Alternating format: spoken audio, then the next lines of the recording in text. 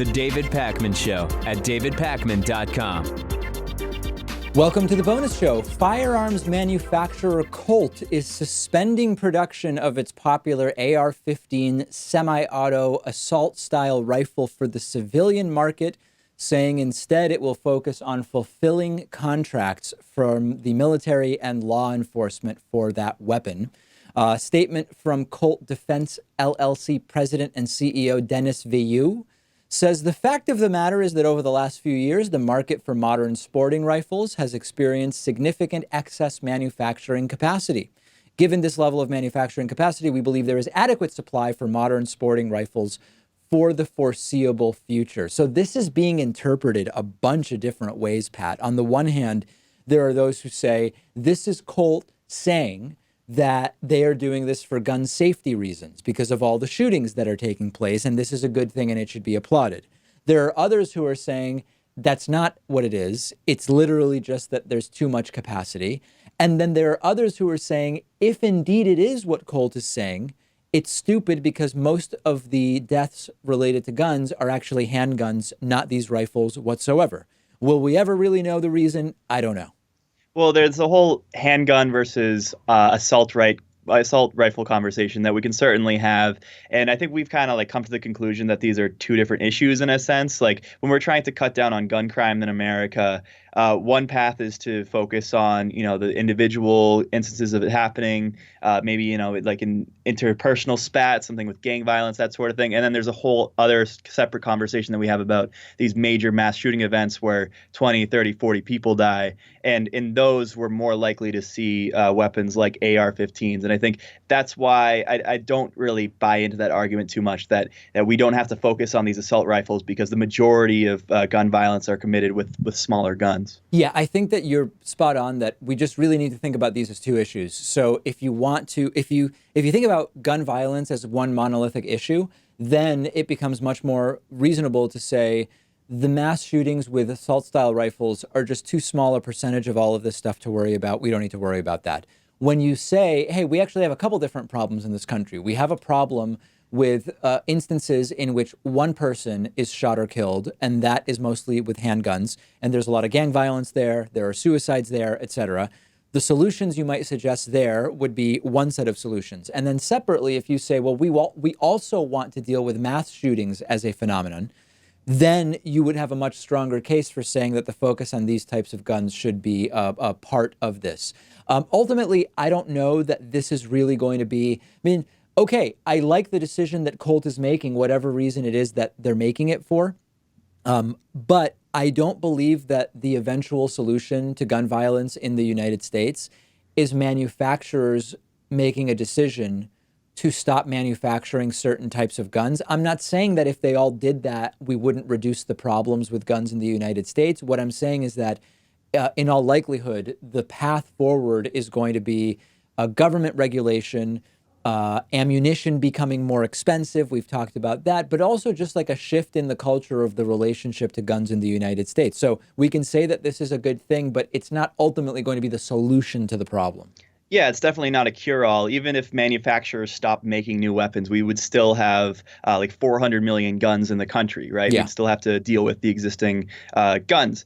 But I think this is good. And it also shows that maybe the gun control advocacy movement is infiltrating in places where we never expected it to. I think it's kind of it's kind of surprising that Walmart decided that it was going to stop selling these military-style assault rifles. I think you see other outlets following suit, but I would never expect a manufacturer to stop creating a weapon that they make so much money off of. That's just a next step that I never thought we would see. Well, that's the one other angle, which is the most likely scenario is this is literally just a financial decision. They're saying that there's excess capacity. It's not necessary to continue making so many of these for the civilian market, and therefore they're going to stop.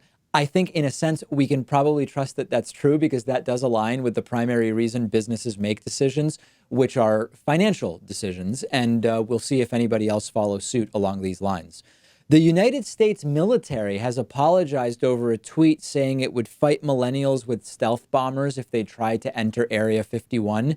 saying that this in no way reflects their stance. I guess they would not actually fight millennials with stealth bombers, is what they're trying to say. This all relates to the 2 million people who signed up to, quote, see them aliens by storming Area 51, which is this base that has historically been said to house secrets about alien life, potentially alien spacecraft, potentially aliens, bodies, carcasses, whatever remains, whatever you would want to say.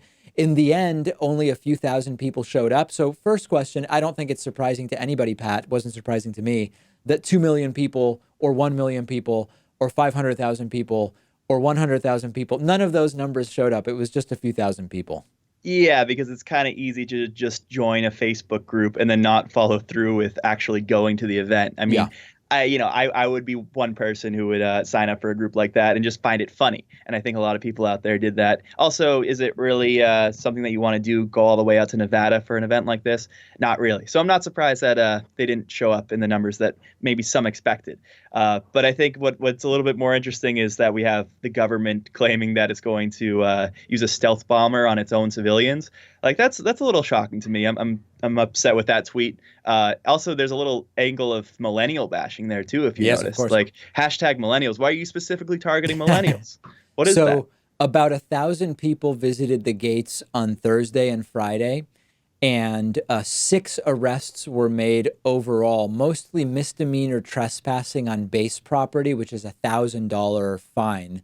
And then one dude was arrested for disorderly conduct at a festival venue, and then one for public urination at a base gate. And then there was another location with 2 different gates where 200 people showed up and nobody was arrested. So I think the big victory here, Pat, is probably that very few people ended up getting themselves arrested, because we know that either because of their sort of short-sighted behavior or because of, in some cases, law enforcement going too far, people end up getting arrested, and it's not good for anybody. But fortunately, that didn't happen. Well, I think the upside is that no one got killed, right? Because if you have a bunch of people claiming that they're going to storm Area 51 and they actually do it, and the military had been threatening killing all these people, then it could have been a total bloodbath in there, and that would have not been good. Certainly a lot worse than people just getting arrested.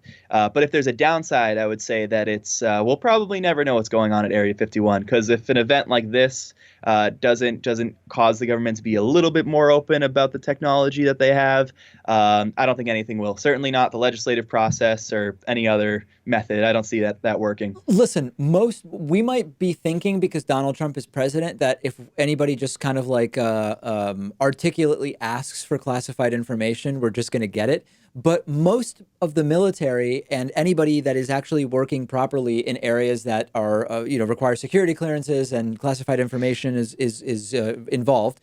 We're not just going to send 100 or 1,000 people to the gate and then they're going to start publishing classified information. Like Donald Trump is not running these facilities. So you're completely right. We're not going to all of a sudden get access to these secrets because 1,000 people show up to the gate. But that would be the case with any classified stuff that's going on. If people just show up demanding classified documents, they don't get them. And I don't think that we should really be seeing that as particularly shocking. Well, what if we create a Facebook group that has 5 or 6 million people Right, yeah. signed on? Would that be the number? I mean, I'm just trying to stay positive here. I'm trying to come up with solutions here, David. You don't need 5 million. You just need one person in the Oval Office with Trump, and then he'll tell you whatever it is you want to know. But in any case, maybe this is going to close the book on storming Area 51. At least it seems like every 10 years, something related to Area 51 flares up and gets attention. So Cory Booker, New Jersey Senator Cory Booker, may be starting to get to the end of his presidential campaign. There's a report from NBC News that the Cory Booker campaign put out a staff memo saying they need $1.7 million by September 30th or the campaign is over. Cory Booker is 8th in the national polls, right below Andrew Yang and Pete Buttigieg. And I guess now he's fallen behind Beto O'Rourke as well. He's raised just under $10 million in individual contributions so far. And more than likely, according to this memo that they sent out internally, if he doesn't get 1.7 additional by the end of this quarter, which is the end of September, he is not going to see a legitimate long-term path forward. So I think the important thing to mention here, Pat, is that we know specifically that Cory Booker is talking in these terms because of the leaked memo.